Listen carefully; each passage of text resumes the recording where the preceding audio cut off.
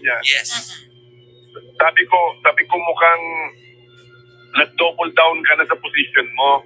Mukhang sabi ko mukhang hindi nagbago isip mo at mukhang yun na talaga ang decision mo. So, ang sinabi ko na lang sa kanya, I will just assume na ang mga majority ng senador, kinausap mo na at nakaback up sila sa position mo. So yun na lang yung assumption ko kasi nag-double down ng SP, si Senate President Cheese. So yung dati niyang sinabi na verbal lang, ngayon sinulat pa niya. So wala naman nagbago. So ibig sabihin nun, ako pwede ko nang i-assume na siguro ang mas nakararami na senador ay pinanigan nila ang Senate President na June 2 pa nga talagang itatakel ang impeachment ni VP Sara. Sayang oras, pwede naman. Sa akin kasi pwede talagang mas maaga Pwede talaga. Yun nga At saka kasi diba, Senator, yung nakalagay nga na forthwith na proceeding. So wala bang magiging issue doon kahit na gagawin pa sa July 30, technically yung start ng trial? Oo nga.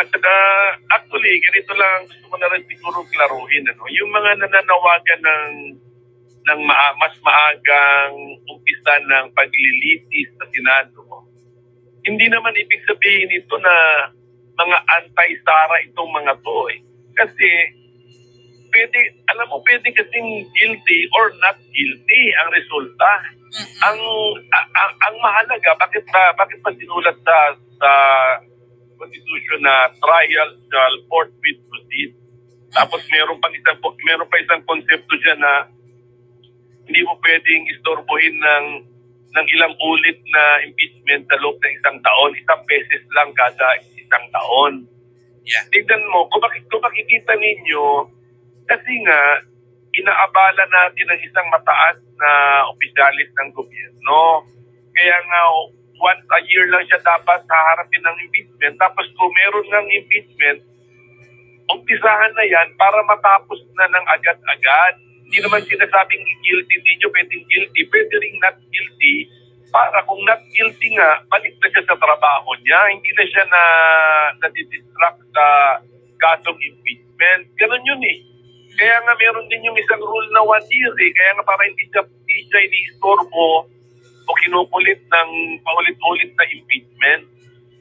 Pero, Senator, hindi po ba magkakaroon ng issue na kung halimbawa July 30 kasi gagawin, ibang set of senators na po yun Kasi tapos na yung eleksyon. So, yung mga kasalukuyang nakaupo ngayon, hindi rin sigurado kung sila rin yung uupo sa impeachment court. Kumbaga, itatawid na tayo ng panibagong Congress.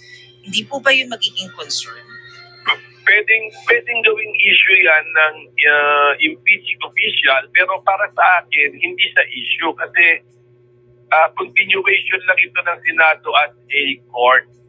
So nasa court, meron kaming court docket, case 001-2025. Yan pa rin yun. That is still the court, that will still be the court docket number ng kaso or case docket number. Ang mas concern ko actually yung forthwith nga, ang utos kasi, ang utos sa amin, umpisa na agad isunod agad ang paglilitis.